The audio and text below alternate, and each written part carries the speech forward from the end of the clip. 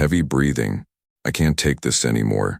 Every single day, she comes to MY property, uses MY pool that I worked 22 years in law enforcement to afford, and has the audacity to call me the trespasser? 22 years serving a community that sometimes didn't even want me there because of the color of my skin. 22 years of risking my life, and now I can't even enjoy my retirement in peace. Lady, I've tried being nice. I've tried being professional. I've even tried ignoring you. But today you crossed the line when you brought your friends and told them this was your community pool.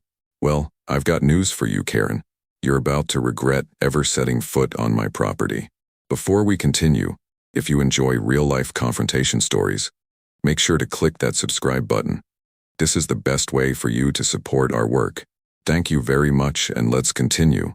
6 months ago, I moved into Lakeside Gardens. After 22 years as a police officer in Chicago, I was ready for peace, quiet, and most importantly, a place where I could finally relax. The gated community promised security, privacy, and amenities that made the steep HOA fees worth every penny.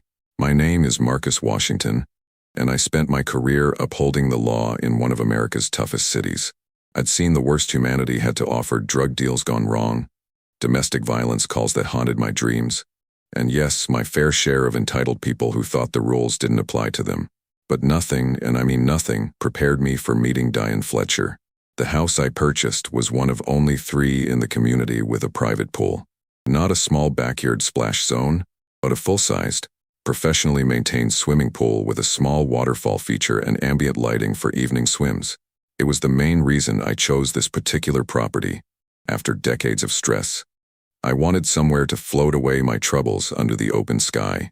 The previous owners had been clear.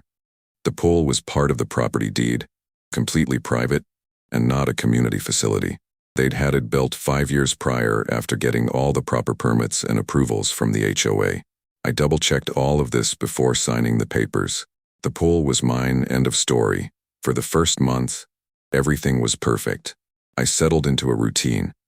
Morning coffee on the patio, afternoon swims, and evenings grilling while watching the sunset reflect off the water. My neighbors on either side were friendly but respectful of boundaries. Jacob and his wife Maria to the left, a young professional couple who worked long hours, and an elderly gentleman named Frank to the right, who mostly kept to himself but always waved when we crossed paths. Then came the day I first encountered Diane. I was doing laps when I heard the gate to my backyard open, thinking it might be a package delivery. I swam to the edge and looked up to see a woman in her mid-50s.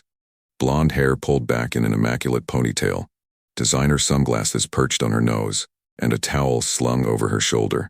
She had already kicked off her sandals and was arranging a magazine and water bottle on MY poolside table.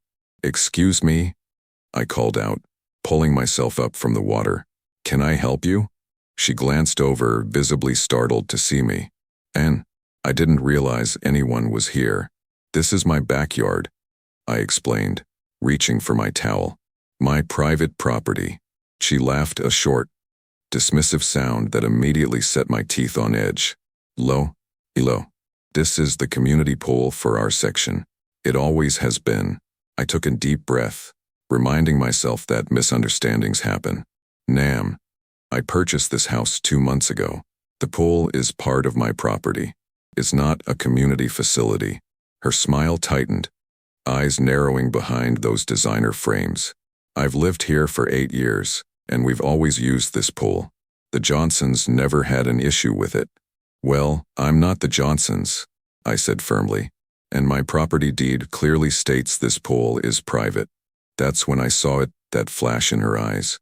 The one I'd seen countless times as an officer when someone was about to make a simple situation unnecessarily complicated. "Do you have proof that you actually own this house?" she asked, crossing her arms. 22 years of professional restraint kept my expression neutral, even as disbelief coursed through me. "Yes, ma'am, I have proof. It's called a deed, and it's filed with the county. Now, I'm going to have to ask you to leave my property." She didn't move. Instead, she looked me up and down, took in my appearance, a 50-year-old black man standing in his own backyard, and said the words I'd heard too many times in my life and career. "I don't think you belong here." I'm going to call the HOA president. Please do, I replied, my voice steady despite the anger building inside me. In the meantime, you're trespassing.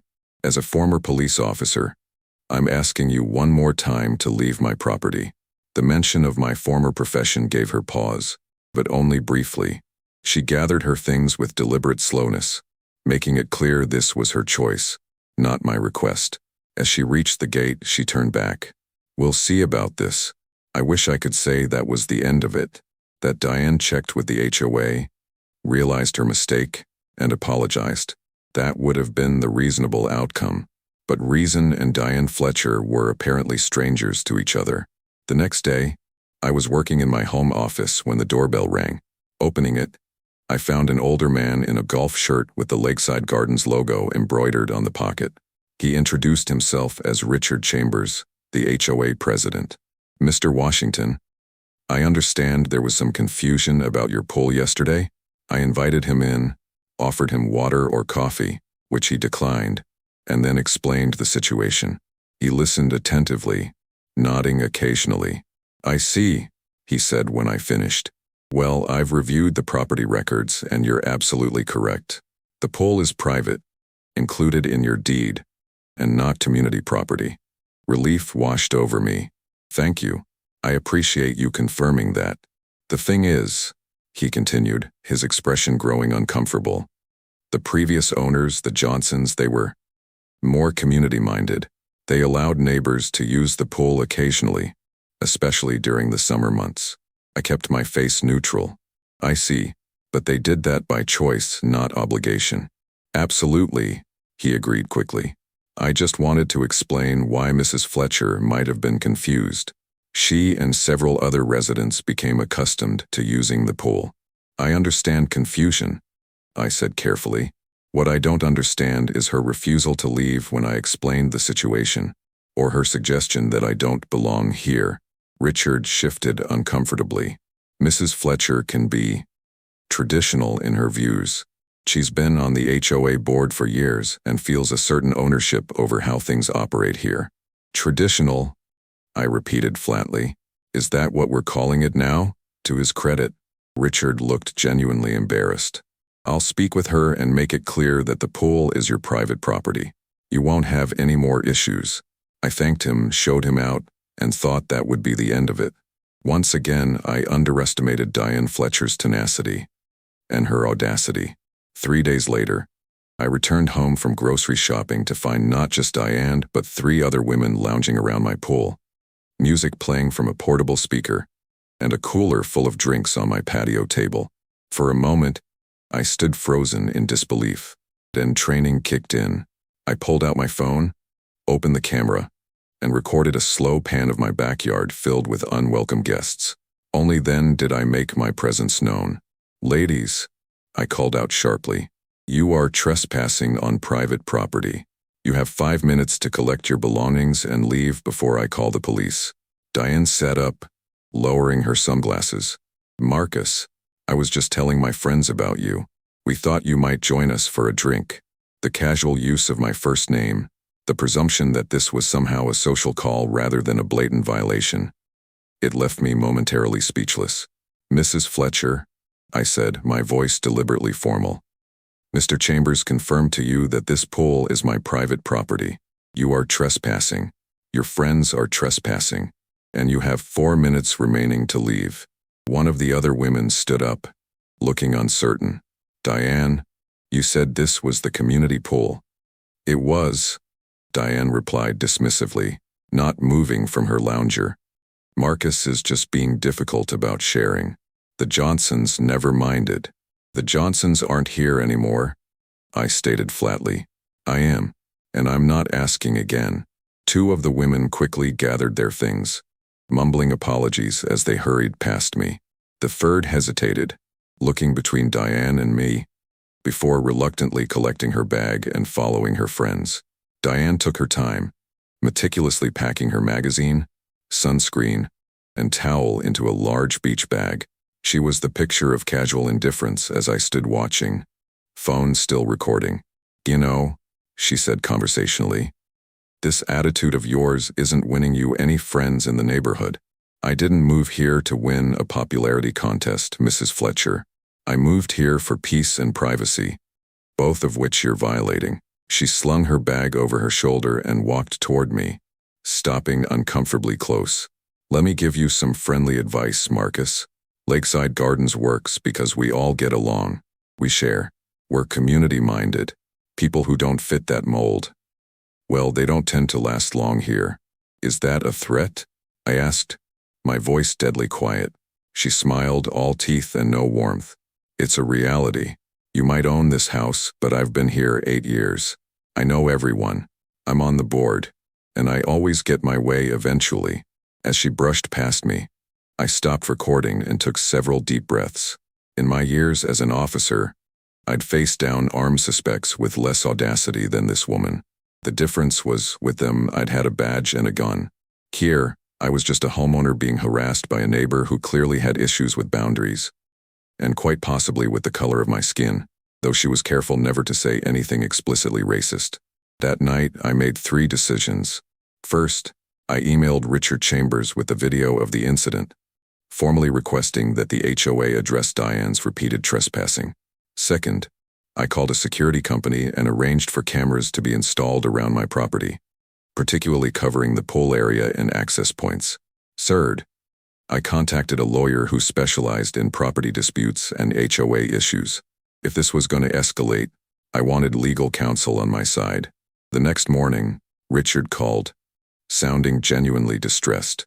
Mr. Washington, I've seen your video and I want to assure you that the HOA does not condone Mrs. Fletcher's behavior.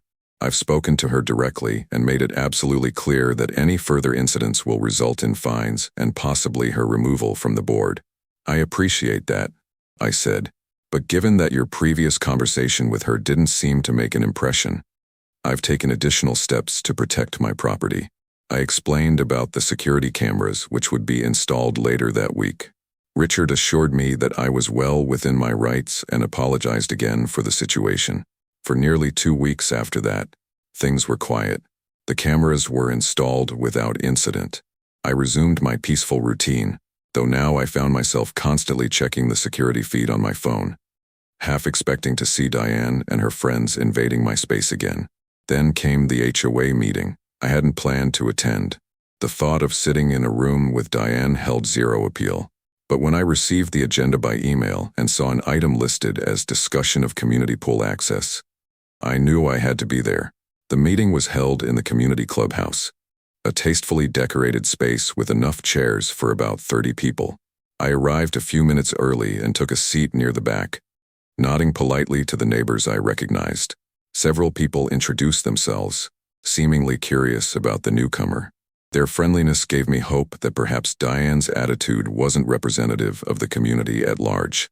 Then she walked in, flanked by 2 of the women who had been at my pool that day. She spotted me immediately, her smile faltering for just a second before returning with renewed force. She made her way around the room, greeting people by name, touching shoulders, laughing at comments too quiet for me to hear. It was a performance of belonging, of community standing, and it was clearly aimed at me. Richard called the meeting to order, running through routine business efficiently.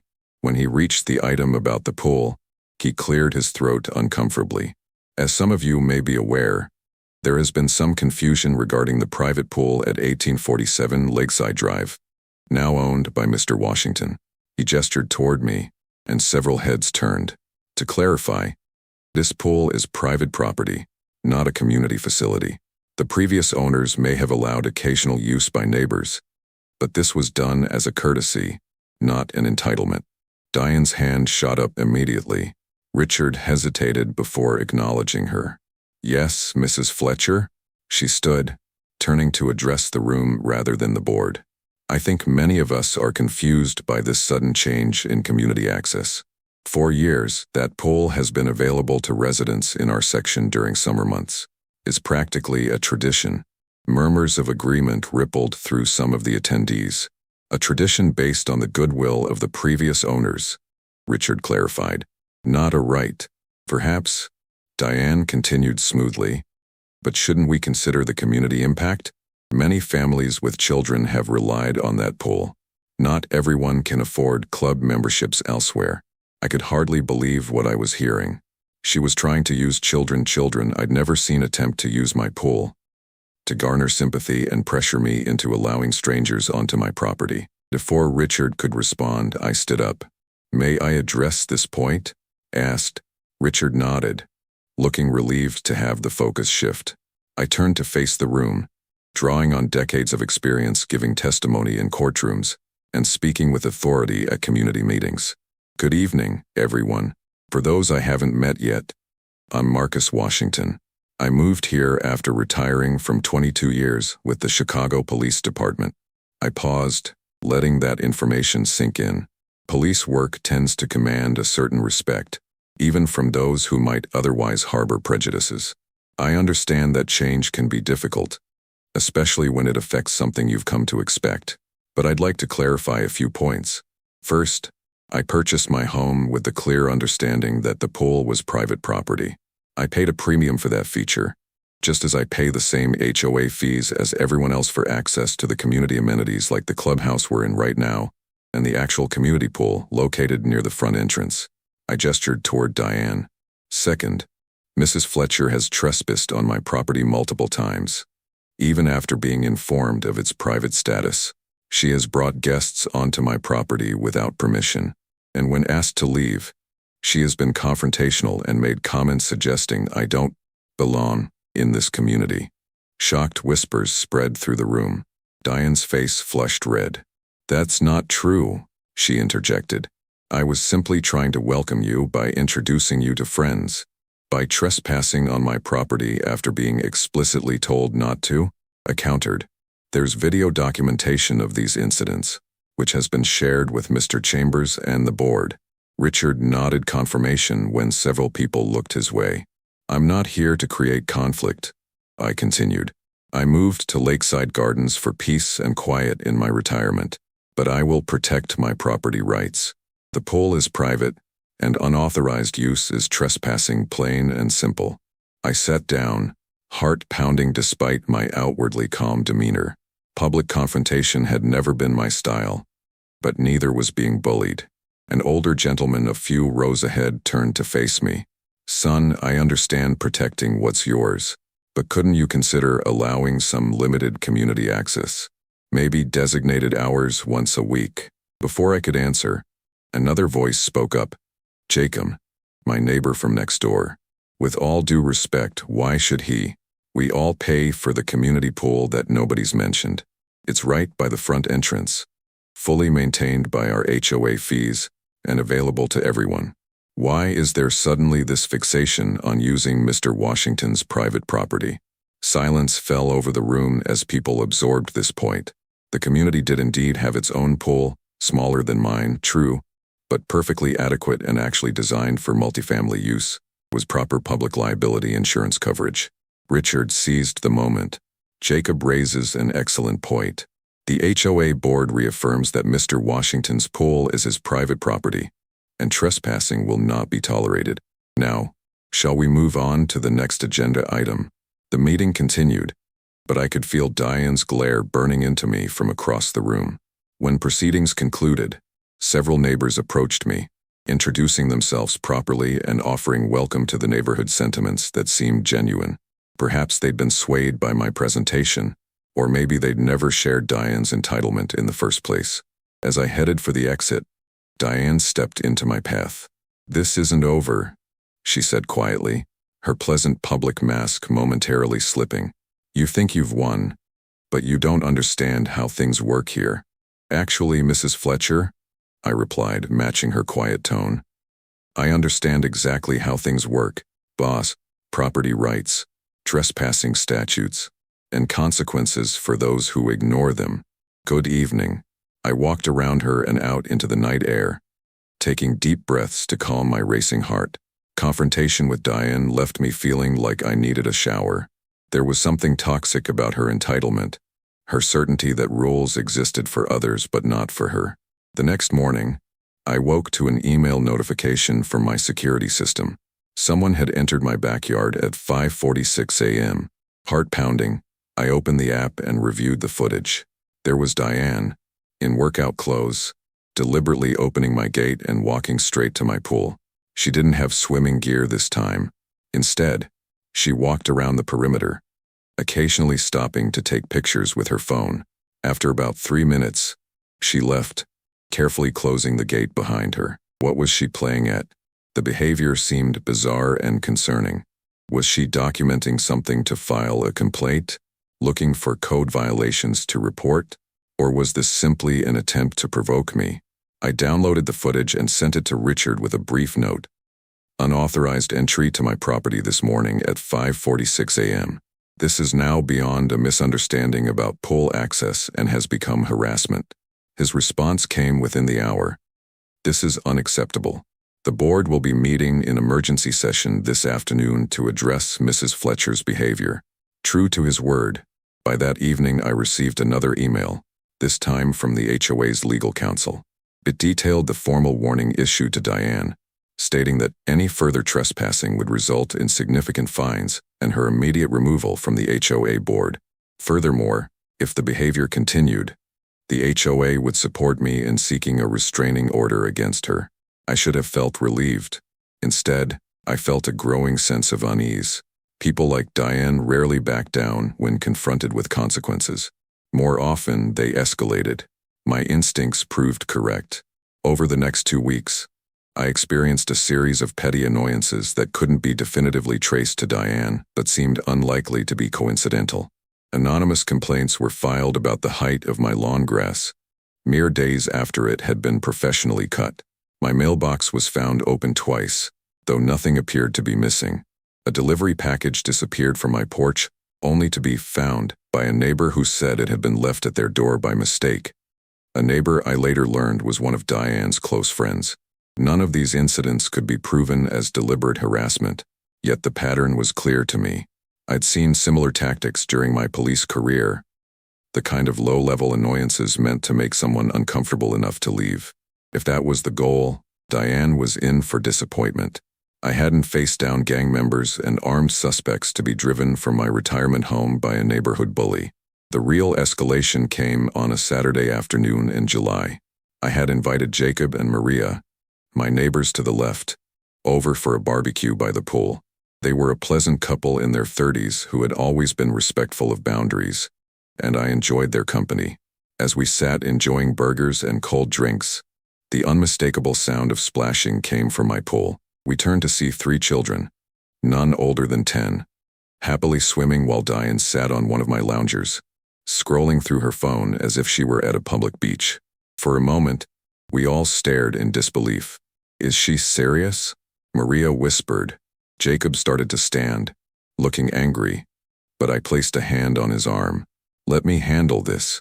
I walked calmly to the edge of the pool. "Kids, I need you to get out of the pool right now." They looked up, confused but compliant, and began moving toward the steps. "Oh, don't mind him," Diane called to them.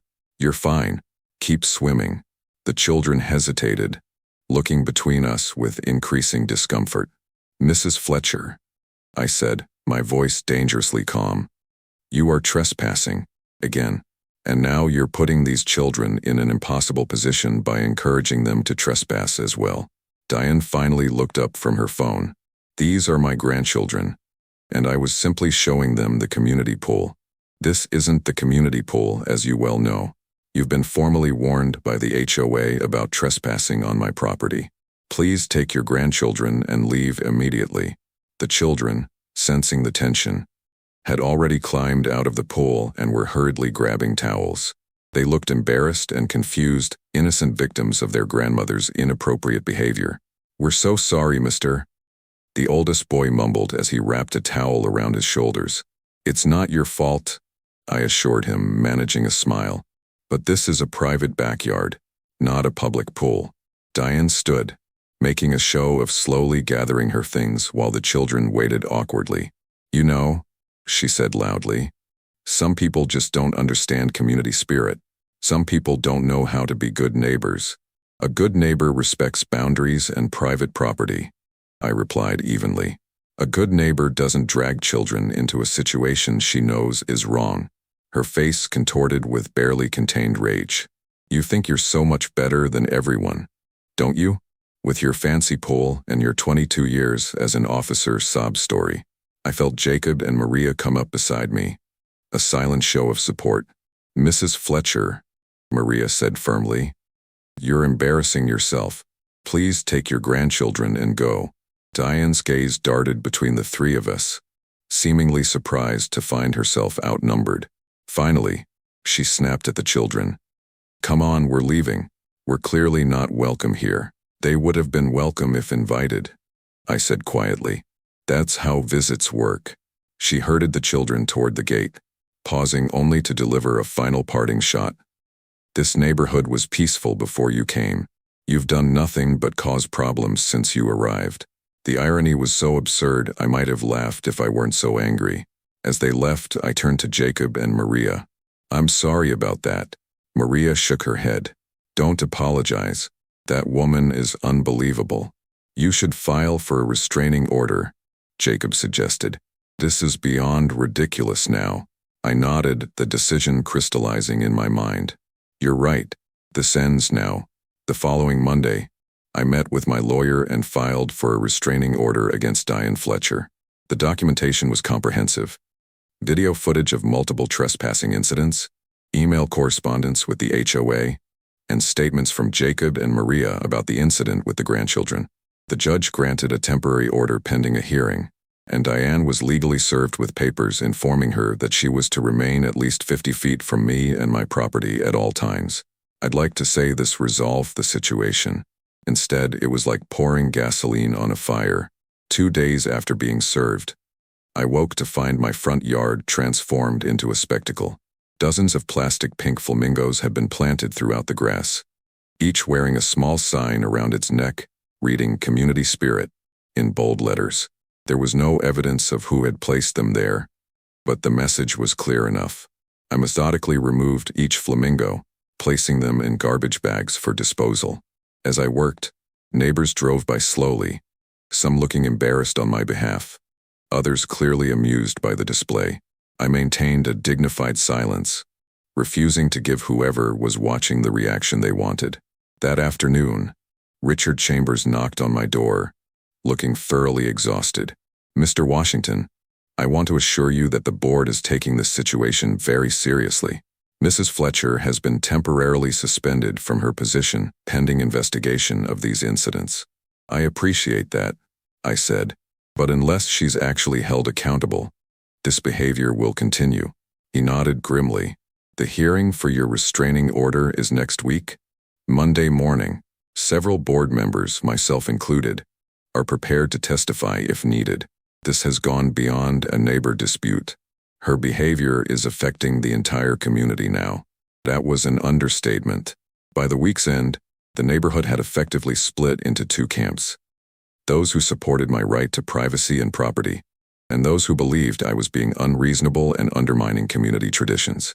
Diane had been busy rallying supporters, apparently framing herself as a victim of an outsider who refused to assimilate to neighborhood customs. The night before the hearing, I received an unexpected visitor. Frank, my elderly neighbor from the right, whom I'd exchanged only brief greetings with previously, stood on my porch looking uncomfortable. Got a minute to talk? He asked. I invited him in, offered him a drink, and waited as he settled himself on my couch, joints creaking audibly. I've lived here 15 years, he began. Seen folks come and go, seen disputes and disagreements, but nothing like this thing with Diane. He looked me directly in the eye. She's always been difficult, but she's getting worse. Entitlement growing year by year. I gathered that, I said. Thing is, Frank continued, I know what she's really upset about, and it isn't the pool. He took a deep breath. Back when the Johnsons decided to put in that pool, there was a big fight. Diane wanted to build one herself, but the HOA denied her permit because of some drainage issues with her lot. She tried to block the Johnsons too, but they had connections on the board then. I leaned forward, pieces clicking into place. So when they let her use their pool occasionally, it felt like she'd won something back. Frank nodded, like she had access to the thing she'd been denied. But it was always the Johnsons' choice, always on their terms. And it drove her nuts. And now I'm here, enforcing boundaries she never wanted to acknowledge in the first place. I concluded. Exactly. But there's something else you should know. Frank shifted uncomfortably. I was on the board when you bought this place. Diane tried to block the sale. A cold feeling washed over me. On what grounds? Frank looked away. She claimed your background hadn't been properly vetted. Said Chicago police officers might have connections that could pose security risks to the community. The implication was clear, but Frank spelled it out anyway. When that didn't work, she suggested that property values might be affected by changing neighborhood demographics. The old man's face flushed with what looked like genuine shame. The board shut her down immediately, told her another word along those lines would mean immediate removal. But I thought you should know what you're really dealing with. I subbed back, anger and vindication warring within me. Thank you for telling me this. Frank stood to leave. I'll be at that hearing tomorrow. Got some things the judge should hear about Diane Fletcher's history in this community. The hearing the next morning was mercifully brief. My evidence was compelling. Frank's testimony about Diane's attempt to block my home purchase was damning, and Richard Chambers' account of the HOA's multiple interventions painted a clear picture of escalating harassment. Diane's attorney attempted to frame her actions as simple misunderstandings and neighborhood traditions, but the judge wasn't buying it. The temporary restraining order was made permanent. Diane Fletcher was to remain at least 50 feet from me and my property at all times for a period of 1 year, with violations punishable by fines and potential jail time. As we left the courthouse, Diane brushed past me, her face a mask of cold fury. You've made an enemy for life, she hissed, quiet enough that only I could hear. No, Mrs. Fletcher, I replied calmly. You did that all by yourself. In the weeks that followed, an uneasy peace settled over Lakeside Gardens. Diane was removed from the HOA board following an emergency vote. She continued to live in the community but kept her distance from me as required by the restraining order. Occasionally, I would spot her watching from across the street as I worked in my front yard, but she never approached. More encouragingly, the rest of the neighborhood seemed to move on. The camps that had formed dissolved as people realized the dispute had been decisively settled. I found myself being included in community events, invited to dinner parties, and generally accepted as a valued neighbor by the vast majority of residents. By the time summer ended, my pole had hosted several proper gatherings: Jacob and Maria's anniversary celebration, a retirement party for Frank, and a small 4th of July barbecue for nearby neighbors who had shown me kindness throughout the ordeal. All invited, all welcome, all respectful. One evening in September, as I floated peacefully in my pool watching the sunset paint the sky in brilliant oranges and pinks, I reflected on the past tumultuous months. The confrontations with Diane had been stressful and infuriating, but they had also helped me form genuine connections with neighbors who shared my values of respect and boundaries. In my police career, I'd learned that sometimes conflict reveals character, both your own and others. This retirement odyssey had proven no different. It had shown me who in this community was worth knowing, worth trusting, worth inviting into my private sanctuary. As for Diane Fletcher, well, some people never learn, but I had enforced the law for 22 years. I had faced down threats far more dangerous than an entitled neighbor with boundary issues, and I had prevailed. My pool remained my sanctuary, my home remained my castle, and my retirement, despite Diane's best efforts, it was turning out to be everything I had hoped for. Peaceful, dignified, and on my own terms. Sometimes you have to draw a line in the sand, or in this case around a swimming pool, and stand your ground. Because once you let people like Diane Fletcher push past your boundaries, they never stop pushing. And that's something I couldn't and wouldn't ever allow.